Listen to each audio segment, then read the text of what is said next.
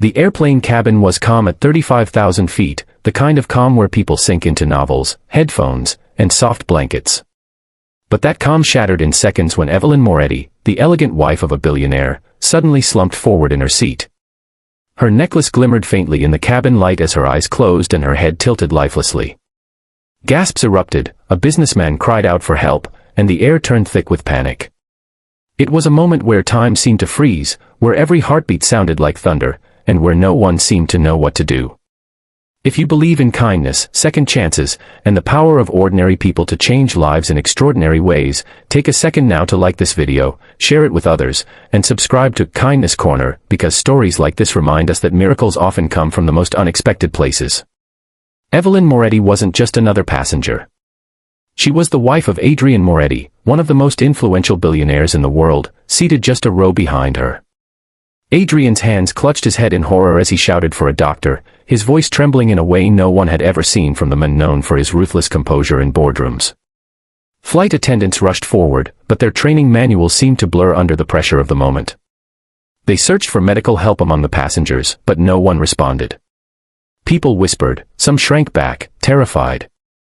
In the midst of this chaos, a boy in a blue janitor's uniform, seated awkwardly near the back of the cabin, stood up. His name was Marcus Hale, a 17-year-old working part-time as a janitor at the airport. He wasn't supposed to be on this flight. A scheduling error had accidentally upgraded him to a standby passenger after his shift cleaning the very plane he now sat on. He had been heading home to visit his sick mother in a small town, his ticket a gift from a sympathetic supervisor. He had no wealth, no influence, and certainly no medical degree. Yet something inside him refused to let him stay seated while a life was slipping away in front of him. Marcus pushed through the narrow aisle, his heart pounding like drums in his ears. People stared, some muttered, others shook their heads. Who was this boy to think he could help? But Marcus had seen things others hadn't. His mother had lived with a heart condition for years, and he had spent countless nights by her side when she collapsed, learning from paramedics and local nurses what to do in moments of crisis. He wasn't a doctor, but he had something almost as powerful, courage, instinct, and a will to try. He knelt beside Evelyn, noticing her shallow breathing and the pallor on her face. The flight attendant stepped back, unsure whether to intervene, but Adrian's desperate eyes met Marcus's, silently begging him to do something. The boy placed his hands over Evelyn's chest and began chest compressions, steady and focused, just as he had practiced on training dummies in free community classes. Every push was a prayer. Every breath he gave her a silent promise that she would not be left alone. The cabin went silent except for the rhythmic sound of his effort, the beeping of the oxygen machine being prepared, and the muffled sobs of Adrian behind him. Minutes felt like hours. Some passengers whispered that it was hopeless, others closed their eyes in silent prayer. But Marcus never faltered. Sweat poured down his forehead, his arms ached, but he pressed on, his youthful determination shining brighter than any diamond Evelyn wore. Finally, after what felt like an eternity, Evelyn gasped, a shallow, fragile breath, but a breath nonetheless. Her chest rose weakly, and her eyes fluttered open just enough to signal life. A collective gasp swept the cabin, and then relief spread like wildfire. Adrian Moretti, the man who owned skyscrapers and empires, collapsed into tears as he leaned forward to grip his wife's trembling hand. Flight attendants quickly secured oxygen masks, passengers erupted in applause, and Marcus sat back against the aisle wall, exhausted, tears stinging his eyes not from weakness, but from the overwhelming realization of what had just happened. But what moved people the most wasn't just that Evelyn survived. It was who had saved her. The contrast was staggering. The billionaire's wife, draped in wealth and prestige, had her life pulled back from the edge not by a doctor, not by another billionaire, but by a teenage janitor in a cheap uniform who had been invisible to most of the world just hours ago.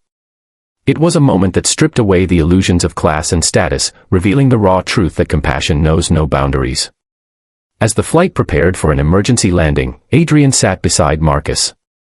For the first time, the billionaire saw not just a boy, but a hero. Adrian's gratitude was wordless, his teary nod and trembling hand on Marcus's shoulder spoke louder than anything. In those quiet minutes before landing, Marcus thought of his mother, of the nights she had told him he was stronger than he believed, and he felt for the first time that her words were true. When the plane landed, paramedics rushed Evelyn to a hospital where she stabilized further. News of the event spread quickly. Headlines exploded, Teenage janitor saves billionaire's wife at 35,000 feet. Interviews flooded in, reporters hounded Marcus, but through it all, he remained humble. He didn't see himself as a hero, he had only done what his heart told him to do. Adrian, however, would never forget. The man who had once believed money could solve anything learned that sometimes, salvation comes from the unlikeliest of places. In the weeks that followed, he visited Marcus and his mother, offering not just financial help but genuine friendship. Evelyn, still weak but recovering, held Marcus's hand during a press conference and called him her guardian angel in disguise. The story of Marcus Hale became more than news. It became a symbol of humanity's quiet strength, a reminder that heroes don't always wear uniforms of authority, sometimes they wear the plain clothes of those society overlooks. On that ordinary flight, in that extraordinary moment, a boy no one expected rose to save a life, and in doing so, saved much more than that. He saved hope, faith, and the belief that kindness, in its purest form, can change everything. If this story touched your heart and reminded you of the hidden strength in ordinary people, please take a moment to like this video, share it with others, and subscribe to Kindness Corner for more stories that celebrate the power of kindness and second chances. And before we end, I'd love for you to comment below, do you believe heroes are born, or are they made in the moments that matter most? Because sometimes, it takes a crisis at 35,000 feet to show us that true heroes are already among us, quietly waiting for their chance to do the unthinkable.